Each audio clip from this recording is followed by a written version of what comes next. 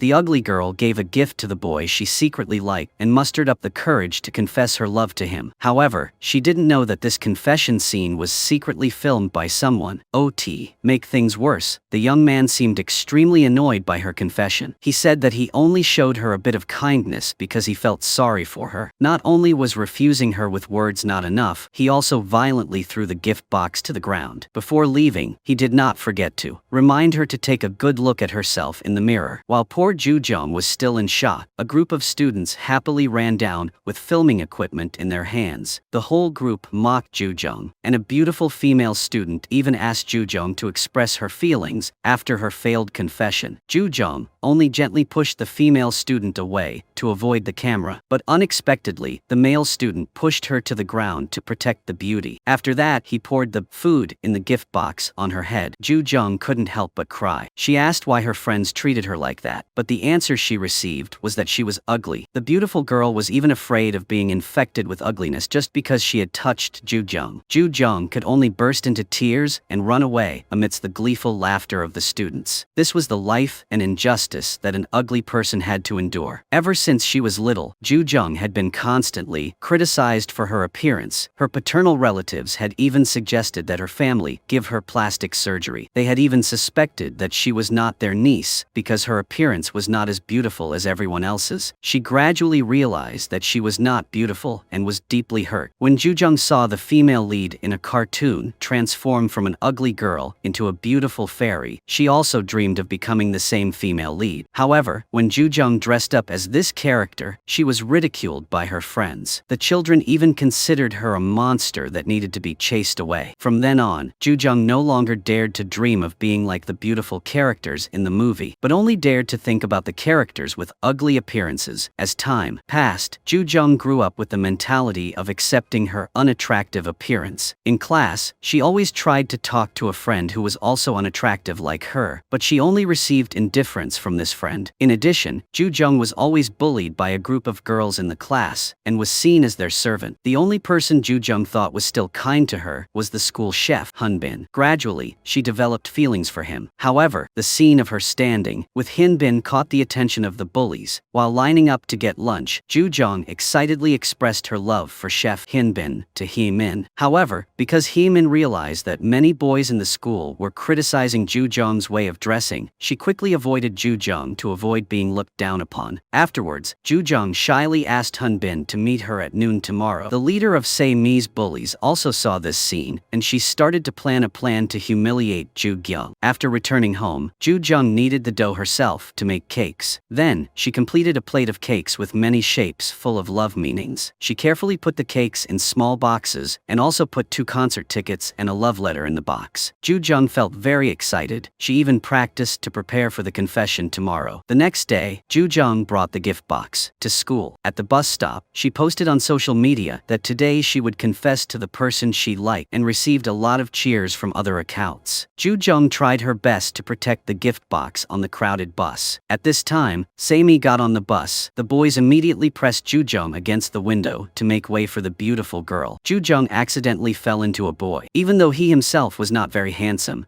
he showed contempt for Ju-jung's beauty. Ju-jung carried a gift box into the classroom and accidentally bumped into Se-mi. Because Ju-jung was afraid that Se-mi would be angry, she immediately ran to buy dumplings to compensate. The bullies began to explore Ju-jung's gift box, and Se-mi read the love letter she had intended to send to Hyunbin. So Se-mi immediately led her friends to meet Hyunbin. She also intentionally informed him about what Ju-jung was about to do and pretended to be angry because he had treated Ju-gyung well and forgotten about her. Seeing this, Hyunbin immediately promised to make things right to comfort Se-mi. As promised, he harshly rejected Ju-jung's confession, deeply hurting the girl. Not stopping there, the confession video was also posted on social media. Many people left malicious comments, making Ju-gyung even more hurt. She stood in front of the mirror, looking at her face and remembering the cold words that Hyunbin had said to her, which made her hate herself even more. After calming down, Ju-jung entered the classroom. Here, Se-mi started to incite everyone to tease Ju-gyung. The failed confession video was even played on the classroom's big screen. Ju-gyung's shame and humiliation reached its peak because she had no friends by her side. Ju-jung desperately took the elevator to the top floor of a building and stood on the rooftop to get some fresh air. At this time, she saw a singer singer who had just passed away at the age of 18, so she decided to step back. At that moment, a boy ran up. He quickly pulled her down and in the process dropped her glasses. Then, she accidentally fell on the guy. Jung tried to find her glasses because she couldn't see clearly. When the guy yelled at her for her foolish actions, she explained that she had no intention of jumping down. However, the guy still loudly explained to her about the pain that the people who stayed behind would have to bear if she acted foolishly like that. Then, the guy tried to leave, but because he was worried that Jung still hadn't given up, he asked Jung to follow him downstairs. At that time, the elevator was under maintenance, so Jung had to slowly walk down the stairs. Because she didn't have her glasses, she tripped and fell. Seeing that, the guy decided to turn around and reach out to pull her up. When Jung accidentally touched his butt, he reflexively pushed her away. Then, he asked her to climb on his back so he could carry her down. Because she couldn't see his face, Jung called him uncle, and she asked if one of his relatives had also gone up to the rooftop like she did, and if that was the reason he was so angry. However, the guy asked her to stay quiet so as not to tire him out. When they had just reached the first floor, the elevator had just been repaired. After that, the guy put Jung in a taxi and left. Jung suddenly encouraged him, telling him to stay strong, and saying that the one who had passed away would surely have wanted those left behind not to suffer for too long, so he had to be happy. Then, the taxi drove away. Only then did Jung remember that she had left a message on the voicemail this afternoon. She said goodbye to her mother and promised to meet her again in the next life, but she also asked her mother to give birth to her with a more beautiful face. Back in reality, Jung tried to call her mother but failed. At home, her mother wanted to punish her father. It turned out that her father had lost his investment and was in debt of 500 million won. Despite the husband begging on his knees, his wife refused to give up and even smashed her phone. Jung rushed home and found her mother crying. Jung thought her mother was crying because she thought Jung was dead, so she hugged her mother to apologize, but she also did not forget to blame her mother for not giving birth to her as beautiful as her older sister and younger brother, which is why she fell into this situation. Jung thought that it was because she resembled her mother that she was so ugly. Her mother was already upset, so she immediately kicked Jung out of the house. Her older sister and younger brother immediately dragged Jung back to her room. Sitting on the bed, Jung remembered her friend Hye-min, who had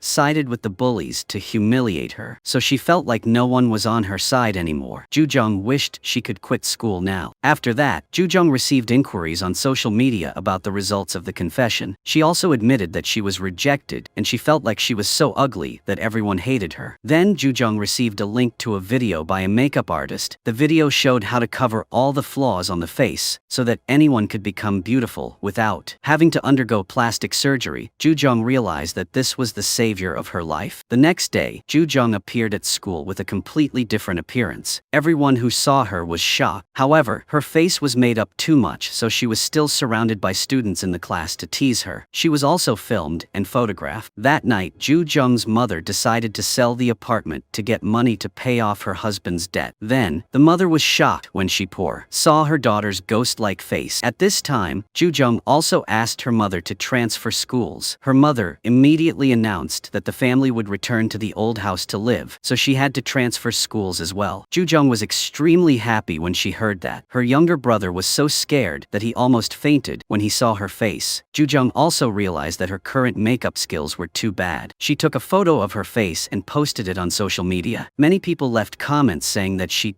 looked like a witch. Then someone sent Jung a makeup tutorial video by a hot blogger. Jung decided to break her piggy bank to prepare for starting a new life. After that, Jung often visited stores that sold makeup and beauty accessories. She felt like she was lost in a fairy world. She also diligently watched tutorial videos online to improve her makeup skills. After a while, her skills gradually improved. Jung and her family moved to the place where they used to live. While sitting in the car, she did not forget to put on a facial mask. However, the mask flew out and landed on the face of a boy, and that was the person she met on the rooftop. The next morning, when Jung's family was having dinner in the old house, everyone was surprised to see a beautiful girl walking out of their house. When Jung entered her new school, she received compliments and admiring looks from the other students in the school. Everyone called Jung a goddess. When she entered the hallway, everyone made way for the goddess to pass. Then Jung and her younger brother also met the homeroom teacher to get their student ID cards. The vice principal heard that an excellent student had just transferred to the school, school, so he immediately came out to welcome them. However, when he saw Ju Jung's report card, he showed dissatisfaction. It turned out that the student who always ranked first in the whole school was Ju Jung's younger brother. Then when Suho entered, Ju Jung was surprised by his perfect handsomeness. She felt that Suho's voice was somewhat familiar. The homeroom teacher also asked Suho to take Ju Jung to get to know the other students in the class. Suho was walking when he suddenly stopped. Ju Jung didn't have time to react, so she bumped her face into his back, leaving a layer of makeup stuck on his jacket. Suddenly, a female student ran up to give Suho a gift, but he harshly refused. When Suho entered the classroom, a male student informed him that there was a streak of makeup stuck on the back of his jacket. Hearing this, Suho took it off and threw it at Ju Jung's face in an annoyed manner. When the teacher introduced Ju Jung to the other students in the class, she received a warm and enthusiastic welcome. Only Suho kept a cold face. When the teacher assigned her to sit next to Suho, she said that her eyesight was a little bad, so the homeroom teacher assigned Ju Gyung to sit closer to the board. When the class ended, Sura took the initiative to ask for Ju Jung's phone number. Then Sujin also came to talk and get to know Ju Jung. Ju Jung went to the bathroom and tried to wash the makeup stuck off Suho's jacket, but it was all in vain. As soon as she stepped out, she immediately ran into Suho. He asked Ju Jung to throw the shirt away. The two new friends also commented that Suho's personality was very annoying, probably because he knew he was very handsome. At this time, Sura kept clinging to Ju Jung and chatting happily. After that, the three of them went to eat spicy rice cakes together. Then they went to the amusement park to participate in games. This was also the first time Ju Jung had such wonderful moments with friends. When she returned to her original bare face, Ju Jung was invited by Sura to a chat room with Sujin. This was also the first time Ju Jung was added to a group chat by someone else. At this time, her younger brother was also secretly taking pictures of her bare face. Ju Young threatened to destroy her sister's goddess status at her new school, so Ju Jung chased after her younger brother to delete pictures. After a long chase, Ju Jung got the phone, but discovered that it had a password. Ju Young asked his sister to buy him a newly published comic book to redeem the pictures. Ju Young then went to a comic book store she used to frequent when she was young. She went inside and met the owner she had known since childhood. While she was tiptoeing to get a comic book, a tall guy quickly snatched the book from her hand. After a short struggle, Ju Young fell on top of the guy. Suho recognized her immediately when he saw her. Ju Young tried to escape because she was afraid that Suho would recognize her as the beautiful girl from school. However, the shop owner gave Ju Young a special bowl of noodles to celebrate their reunion after 8 years. Ju Young decided to eat quickly and leave the place. When Suho sat down next to her, she felt even more awkward. However, when she saw Suho's calmness, Ju Young thought that maybe he didn't recognize her. During the conversation, Ju Young deliberately introduced herself as 25 years old, but Suho didn't believe it because Ju Young's age and appearance didn't match. After that, she finished her bowl of noodles and quickly flipped through the book before quickly running out of the comic book store. Suho sat in the shop and thought it was clearly the girl he met on the rooftop that night, but he didn't understand why she was here and even pretended not to know him. The boss came out and called her by the nickname Ju Ban. The next day, Ju Young continued to put on makeup and she became a beautiful girl with a perfect face. Then, Ju Young hitched a ride to school with her sister. When Hee Kyung's younger sister entered the school, she bought a cup of coffee to enjoy in front of the school gate. There, she saw a boy with a bright face and was extremely friendly with children. She was attracted by his innocent gestures and cute appearance. When Hee Kyung was about to follow the boy, the staff called her to get the finished coffee, so she missed the chance to meet that cute boy. On this side, Ju Jung nervously walked into the school. She immediately came face to face with the character she was most afraid of meeting, which made Ju Jung panic and almost fall. However, she felt relieved when Suho didn't seem to recognize her. That night, Ju Jung decided to go to a cosmetics store to buy makeup. Suddenly, she saw a group of students who had bullied her at her old school. The bad memories of the past came back. Saimi saw Ju Jung but didn't recognize her. On the contrary, Ju Jung panicked and ran away to avoid them. At this time, a group of young men were riding a motorbike at high speed on the street. They were chasing a black motorbike. The young man driving the black motorbike then lost the group of young men behind him. He tried to run away, but almost hit Ju Jung, so he turned the wheel of the motorbike and fell to the ground. When he took off his helmet, the group of motorcyclists also turned around, so he gave the helmet to Ju Jung and ran away alone. After running around every nook and cranny, the young man was cornered. The leader started beating him up. Suddenly, Suddenly, a police siren sounded. Only then did the thugs retreat. The one who sounded the siren was Ju Jung. Thinking that the guy was a real thug, Ju Jung tried to turn around and leave, but she tripped and fell. Luckily, the guy helped her keep her balance. Then, she ran away quickly, forgetting to return the helmet to the guy. Once she got away from the guy, Ju Jung realized that she was still holding the helmet. At this time, Ju Jung's younger brother also arrived. Ju Young teased her about her acne-ridden face, so Ju Jung chased him all the way home. At this time, Ju Jung's mother was watching an interview of an actor who had just returned to Korea to film a TV series. Actor Ju Hoon also expressed that the reason for returning to work in the country was because he wanted to be with his son. It turned out that he was Suho's father. However, Suho was not very friendly when he saw his father, who had been away for so long, return. When Suho and his father fought, he was merciless. He remembered the last image of his mother on the hospital bed. At that time, his father had been having fun with another woman on the same bed his mother used to lie on. As if gaining strength from the anger in his heart, Suho had defeated his father. Immediately after that, his father asked Suho to come live with him. Suho sarcastically said that he was busy dating. He also told his father not to come here again because he did not want others to know that he was his son. While Ju Kyung was at home taking care of her skin, her younger brother asked her to return the comic books. Ju Jung reminded her brother that the pictures of her last time had not been deleted. She then covered herself up and went to the comic book store. There, she asked the store owner about the tall and handsome guy she had seen earlier. The owner said that he did not come here on the weekends. Hearing this, Ju Jung felt confident and went out. At this time, the owner asked her to watch the store for a bit because he had diarrhea. As Ju Jung was climbing on a chair to get a comic book, Suho suddenly appeared. He asked her how long she was going to pretend not to know him. Hearing this, Ju Jung trembled so much that she fell and landed right into Suho's arms. When the shop owner returned, Suho threw Ju Jung away and looked very embarrassed. He then said that he recognized her the last time he saw her here. Ju Jung begged Suho not to reveal this to anyone, otherwise, she would have no face to look at anyone. Suho thought that Ju Jung was referring to the fact that she climbed up to the rooftop to end her life, so he promised to keep it a secret. However, Ju Jung asked Suho to sign a confidentiality agreement. Suho read the agreement and noticed that the language was similar to the writing style of the comic book, Mask of the Curse. Ju Jung said that she still had that comic book. Suho said that he had been looking for it for 2 years but could not find it. Ju Jung then took out the comic book to entice Suho to sign the agreement. After Ju Jung got Suho's signature, she continued to ask him to help her quench her thirst. After that, Ju Jung also asked Suho to treat her to a meal. He immediately brought out 2 bowls of noodles to treat Ju Jung, all in exchange for that precious comic book. As the two of them sat down to eat the noodles together, Ju Jung found out that today was Suho's birthday. A moment later, Ju Jung choked while eating, and a noodle immediately came out of her nostril. Suho was shocked when he saw this and could only turn away. When the two of them left, Ju Jung also promised to give Suho the comic book Mask of the Curse tomorrow. She decided to give him a birthday present and thank him for promising to keep her secret. Suho returned home and opened the gift, only to discover that it was a sticker from a horror comic book. Therefore, Suho also stuck it on his nightlight. The next day, Ju Jung put the wash jacket in her bag along with the comic book. Inside was also a thank you note from her to Suho for keeping her bare face a secret. Ju Jung looked in the mirror and wondered why she had put on so much makeup, but Suho still recognized her. Later, Ju Jung missed a bus. When they saw the goddess appear, the male students quickly told the driver to stop the bus. All the male students were amazed at Ju Kyung's beauty. She immediately remembered her past memories. When she didn't wear makeup, she was treated harshly. Indeed, when she became beautiful, everything changed. A moment later, she fell asleep on the bus. Pervert deliberately sat next to her, and he put his phone down to take a picture. When Sujin saw it, she immediately grabbed Pervert's wrist and threatened to call the police. When she saw this guy running away, Sujin immediately chased after him. She ran parallel to the bus and threw her backpack like a professional shot putter, knocking the pervert down with one blow. The police also appeared just in time to arrest this guy. Ju Jung was extremely surprised by Sujin's strong appearance. Then, when Ju Jung was walking into the school with Su Ra and Junjin, Suho suddenly appeared from behind and coldly asked Ju Jung to get out of his way. Next, a young man on a motorbike passed by. Ju Jung also recognized this as the thug she had just met the night before. Su Ra also said that the boy was Seojun. He had just returned to school to study. This school had 2 boys who were very attractive to girls. It was Suho and Seojun. Both of them were cold and handsome. They used to be best friends, but now when they met, they looked at each other with hostile eyes. Then, the homeroom teacher introduced Seo-jun's return to the class. When the teacher asked Seo-jun to sit next to Suho, Seo-jun immediately threatened Ju-kyung to change seats with him. The homeroom teacher said that Ju-kyung's eyesight was not good, so he told Tae-hoon to change seats with Seo-jun. Then, Seo-jun remembered that he seemed to have met Ju-kyung somewhere before. When the class ended, Ju-kyung winked at Suho, making him confused. Then, Soo-jin asked Suho to go to the office to meet the homeroom teacher. Soo-ra and Tae-hoon also told Ju-kyung that Soo-jin was the only female student Suho talked to because the two had known each other since childhood. Good students often hang out with each other. At this time, a group of bullies entered the classroom looking for Seo-jun to cause trouble. Everyone went behind the school to settle the feud, but it turned out that they were all close friends. Cho-rong asked about Seo-jun's mother's health. In the cafeteria, Soo-ra continued to tell that Seo-jun had once beaten someone, leaving him paralyzed on one side. That's why he was suspended from school. Ju-kyung started to tremble after hearing this. Then, Ju-kyung brought Suho an energy drink. The boy was surprised and didn't know how to react. While he was listening to music outside, Ju-kyung ran over. She whispered in his ear and told him to go to the rooftop. After that, Ju-kyung returned Suho's uniform, but he asked her not to have any more illusions and not to think that acting close to him would make him notice her. After Suho left, Ju-kyung realized that Suho did not recognize her at the comic book store. She remembered the note on the comic book, so she immediately ran after Suho to get her bag back. However, the guy was determined not to return it. Ju-kyung shouted that there were sanitary napkins in the bag. This made Suho return the bag. She promised to return the things to him tomorrow. Later, while lying at home, Ju-kyung received another call from Suho. He asked her to return the things to him right away. He would text her the address. If she was busy, she could text her home address, and he would come pick them up. Ju-kyung heard this, and immediately promised that she would come over right away. After hanging up, she felt extremely confused. She wondered if he had called Ju-kyung with no makeup on, or Ju-kyung with makeup on, and what exactly did he want her to bring him? If he had just called Ju-kyung with makeup on, then if she had come with her bare face, he would have known her secret immediately. But if she had come with makeup on, and he had just called Ju-kyung with her bare face, then she would have been exposed in the end. Jo-jung felt extremely confused. She didn't know whether to put on makeup or not. Then she decided to get on her bicycle, with her helmet covering her face. She went to see Suho in this look. When the boy asked her to give him something, Ju-jung didn't know whether to give him the comic book or the uniform. When Suho said it was the comic book, she felt relieved. She immediately planned to leave quickly, but Suho suggested that she drink some water before leaving. Ju-jung immediately took a straw to drink, and she was determined not to take off her helmet, even though everyone around was looking at her with a discriminatory look. Then Ju-jung asked permission to go to the bathroom to take off her helmet. In the bathroom, she revealed her face covered in makeup. This startled everyone who saw it and ran away. Then Ju-jung started the process of removing her makeup. Finally, she confidently walked out and sat in front of Suho. When Ju-kyung asked why Suho knew her phone number, Suho replied that he got it from the comic book store. The next day at class, Ju-jung returned Suho's uniform. Then she accidentally bumped into Seo-jun, and only then did the boy remember that this was the girl who took his helmet. When the whole class was doing outdoor physical education, Seo-jun blocked Ju-kyung's way and asked for her helmet back. She promised to return it tomorrow. As she was leaving, Ju-jung tripped and fell again. This time, not only was no one helping her up, but Suho also walked over her. In the classroom, Tae-hoon was secretly holding a party to celebrate 100 days of dating with Soo-ra. Then Soo-ra also walked in and enjoyed the cute surprises her boyfriend had prepared for her. When her classmates suggested that they kiss, the friend wearing glasses got so annoyed that she tried to put a cake on the couple, but the cake accidentally flew right into Ju-jung's face. She immediately asked everyone not to touch her, and she ran as fast as she could into the bathroom. Then she used Seo-jun as a launching pad to run as fast as she could. Ju-jung's friends still ran after her. Ju-jung rushed into both the women's and men's bathrooms, but both were crowded. At this time, her friends also ran over and surrounded Ju-jung. She immediately thought of the prospect of being teased by her friends for revealing her bare face, and that she would no longer have any friends by her side. Suddenly, Suho came and took off his jacket. Then he put the jacket on Ju-jung's head and escorted her safely away. Suho led Ju-jung to another restroom and stood guard outside. When she washed off the cream on her face, her makeup was also gone. Outside, came to see Suho. The two boys used to be best friends, but now they started to attack each other. After putting on makeup again, again, Ju-jung gently walked out, and she intended to ask why Suho helped her. However, the person standing there was Seo-jun. Ju-jung immediately ran as fast as she could, and promised to return the helmet to him tomorrow. When Ju-jung returned to the classroom, her friends surrounded her to apologize and ask her. Once she got back to her seat, she looked towards Suho and wondered if he had known her true face, and that was why he came to her rescue. Ju-jung then went to find her younger brother to talk to him privately. She told him the whole story and asked if Suho had known her true face. Ju-young immediately confirmed that Suho had definitely known about her pretending to be a goddess. However, he wanted to keep it a secret so that he could manipulate her later. Ju-jung started to feel confused after hearing this. After returning to the classroom, she was shaking. She didn't know if Suho had conned her secret, and she wondered if he was trying to do something to her with it. During the lab class, she kept looking at Suho. She even thought he had turned into a demon. A moment later, while Suho was walking and drinking a bottle of energy drink, he was accidentally bumped by his friends, causing the bottle to spill. Some red liquid was still on his mouth. When Ju-jung saw it, she imagined a handsome vampire. Then, vampire Suho came to her and was about to bite her neck. She screamed loudly and ran into the classroom. However, Suho still followed her. He asked her to photocopy the science homework and quickly return it to the teacher. At this time, Ju-jung calmed down and breathed a sigh of relief. Later, when Ju-jung walked home and passed by the comic book store, Suho was there too. As she lay down on the bed, she received a call from Suho. She tried to fake a call center operator's voice to reject the call, but Suho quickly saw through her. He asked Ju-jung to go to the comic book store right away because he had something to give Ju-gyung. Ju-jung returned to her original appearance and went to the comic book store to meet Suho as the girl Ju-ban. Suho unexpectedly gave her a cake to thank her for giving him the comic book, Mask of the Curse. Suddenly, Suho said that there was someone at school who looked a lot like her. Ju-jung asserted that she had a very common face. When Suho said that he used to go to Sabom High School, Ju-jung awkwardly said that this was the first time she knew about that school because she used to study in a faraway place by the sea. However, she was also going to settle down in Canada and would be living in the capital Vancouver. Suho immediately pointed out that the capital of Canada was Ottawa. When Ju-jung tried to run home, Suho called her by her real name and asked if she knew that she was a bad actress. However, Ju-jung continued to say that she was Ju-ban. Suho said that the last time he asked for Ju-jung's phone number from his friends at school, it was Ju-ban who ran to him. She continued to deny that Ju-jung was her cousin. Her phone had been broken, so she had borrowed it from her cousin. She and her cousin had very similar voices due to genetics. Suho couldn't hold back anymore. He approached her and pressed her against the wall. He then untied her hair tie and took off her glasses and insisted that in his eyes, she was Ju-jung. At that moment, her mother came and shouted her daughter's name. She also scolded her daughter for not studying and coming here to play. Ju-jung finally admitted her true identity and asked Suho what she was going to do to her. She then snatched her glasses back and ran home. Suho returned home and tried to throw away the school uniform that Ju-jung had returned, but in the end, he decided to keep it. He also found out that he had kept Ju-gyung's hair tie. It turned out that Suho had read the note on the book before Ju-gyung took it back, so he started to have doubts. He asked his friend for Ju-gyung's phone number. On the previous date, Suho had followed Ju-gyung to the bathroom and heard her lamenting about her fate. Ju-jung returned home and thought that her life was ruined. She slid down like someone without a backbone and blocked the doorway. Then, one after another, her mother and older sister came home. They walked over Ju-jung's body nonchalantly. After that, they were busy looking for the location of the leaking pipe. Ju-jung felt sad because no one cared about her. Her father was taking advantage of the situation to steal some money from her mother's wallet. Ju-jung had to use both her hands and feet to crawl onto the bed. At this time, her sister was engrossed in playing a game, constantly muttering the mantra, "The end of fear is decay." Then her sister roared like a fierce tiger. Ju-jung also realized her new truth of life. She was determined not to be afraid anymore. The next morning, Suho received a text message from Ju-jung. She asked him to come to school early to meet and talk. She put on makeup to make her eyes look sharp and informed the whole family that she was on her way to destroy a bad guy. Ju-jung went to school and called out Suho's name. Then she rushed in like a warrior, determined to destroy the person who saw her bare face. However, when Suho showed her hair tie, Ju-jung returned to reality. She knelt before Suho and begged him to keep her secret. She even said that she would do anything he asked. When Suho told her to stand up, she felt like a holy angel was standing before her. But when Suho asked if she was willing to do anything he asked, a shadow of darkness began to cover him. Meanwhile, Jujung's sister continued to wait at the school gate. She wished she could see the cute boy she met last time here. Then she blamed the steering wheel for driving here. A moment later, the cute boy from last time appeared. He drove an old car with smoke billowing. When he saw that the young man's car was broken, Hee-kyung immediately spoke up to help. Although he refused to help, she still decided to take out her tools and approached like a brave warrior. The cute young man had to tiptoe before her power. Then Hee-kyung saw him clumsily unable to control the wheel. She muttered that this young man was so cute. She used her small but powerful hands to show off her repair talent in front of him. A while later, the young man went to buy 2 cups of coffee, and he also conveniently picked up trash on the street. This made Hee-kyung even more fascinated. She took the cup of coffee from the young man and drank almost all of it in one gulp. The young man introduced himself as a literature teacher at this school, and this was the car his father bought in 1995, so it was associated with many memories. He took it out to use occasionally, but suddenly it had a problem like this. After finishing changing the tire, Hee-kyung took the initiative to suggest that he treat her to a meal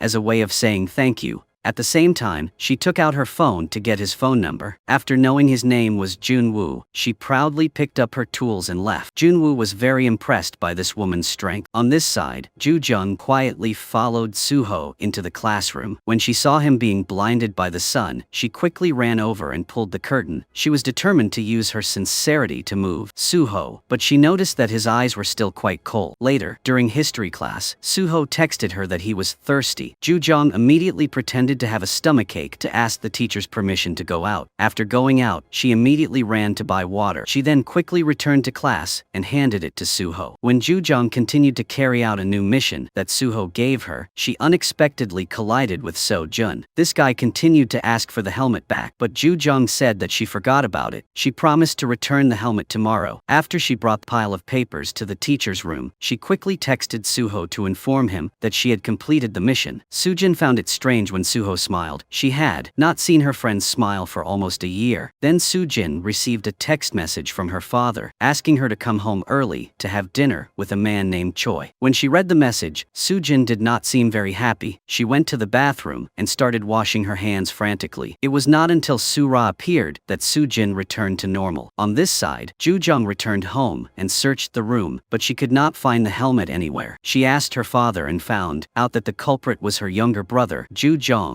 immediately decided to teach her younger brother a lesson. Juyong admitted to selling the helmet at the flea market. At this time, the mother also returned home. When she saw the 2 children fighting, she immediately asked her husband to bring out the treasure. It turned out to be a nail clipper. Jujong and her younger brother had to sit and cut each other's toenails. At the same time, they had to constantly say loving words to each other. This was the punishment that the mother invented every time her children were in conflict. Suddenly, Jujong received a text message from Suho. He informed Jujong that she had to buy a book for him within 10 minutes. Therefore, she quickly said some sweet words to her brother and quickly ran to the bookstore. However, the book she wanted to buy was taken by another boy. So, Jujong treated him to an ice cream. At this time, Suho texted to inform that time was up, but the boy was still considering. Finally, the boy declared that he did not want to give up the book. That's why Jujong continued to beg the boy. When Suho arrived, he saw Jujong doing all kinds of antics to please the boy. He smiled and quietly left. After a while, Jujong ran to give Suho the book, and she immediately ran home without saying anything more. The next day, Jujong went to school and found So-jun. She shyly put a piece of paper in the boy's pocket. The boys around started gossiping, thinking that So-jun had just received a love letter. However, the note started with a proverb and ended with the message that her younger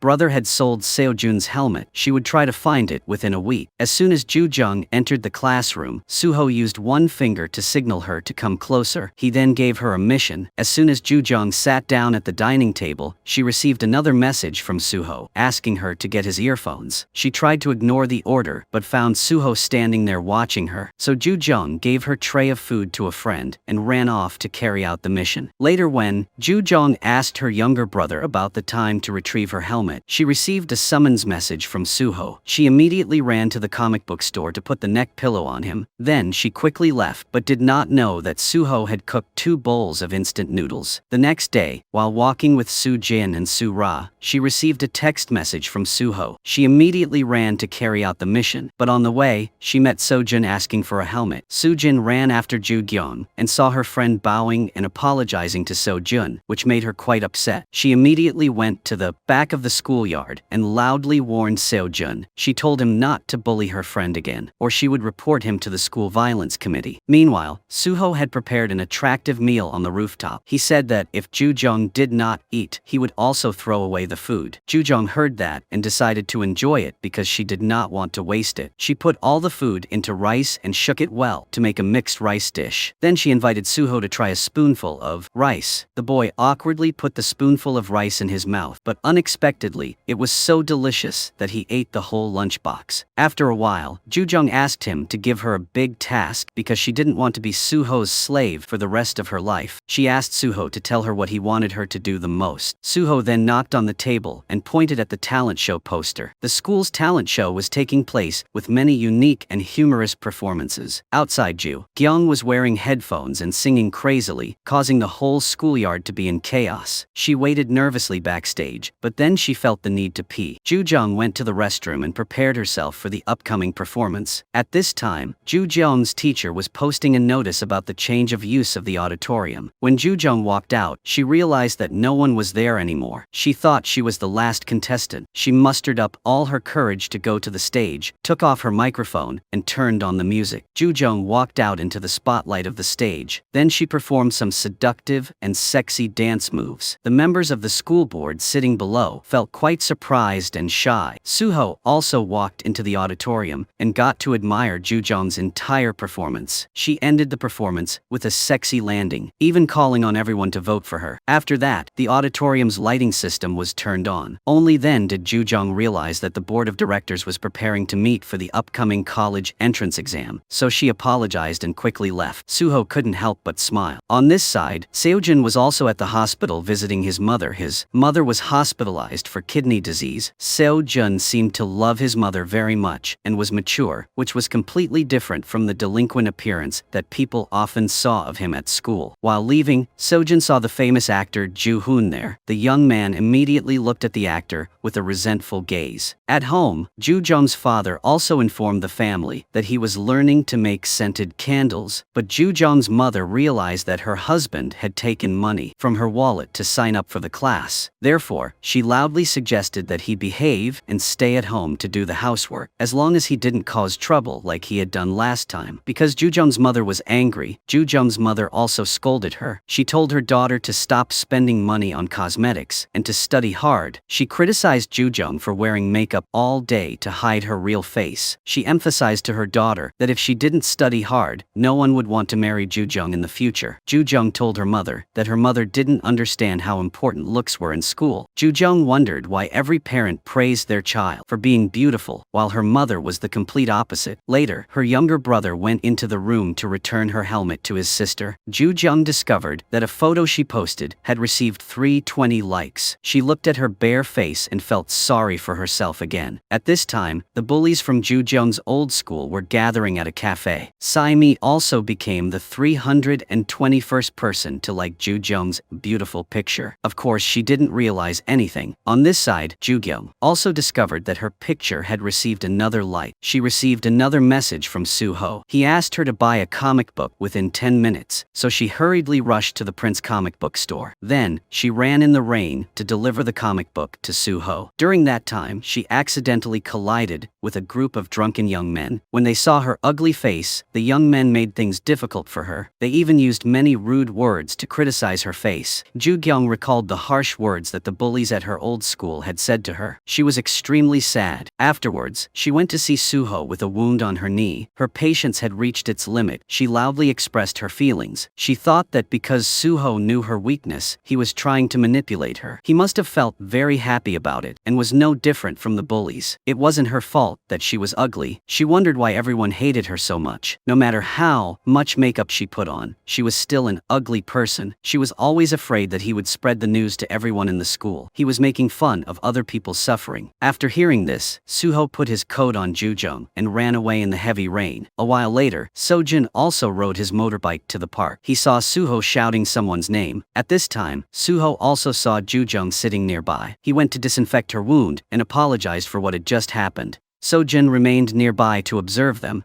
The next day, when Sojun entered the classroom, he saw that Jujung had returned his helmet. Inside the helmet was full of candy and an apology note. Later, in the cafeteria, Sojun still stood from afar observing Suho and Jujung smiling at each other. Then, Sojun came to Suho and said that he had killed his friend, but now he still seemed happy as if nothing had happened. After saying that, Sojun immediately knocked over Suho's lunch tray and walked away. After that, Sojun sat next to Jujung. Suho immediately went to grab Sojun's neck, but Sojun gave Suho a punch that knocked him to the ground. Suho was about to swing his arm in response when the invigilator appeared. The supervisor blamed Sojun for always causing trouble at school. Even though Suho said that he was the one who caused the problem first, the supervisor continued to criticize Sojun. He said that it was because of his appearance that his mother could not recover from her illness. Teacher Jun-woo immediately went to stop the supervisor. He did not want the supervisor to continue using harsh words to the students.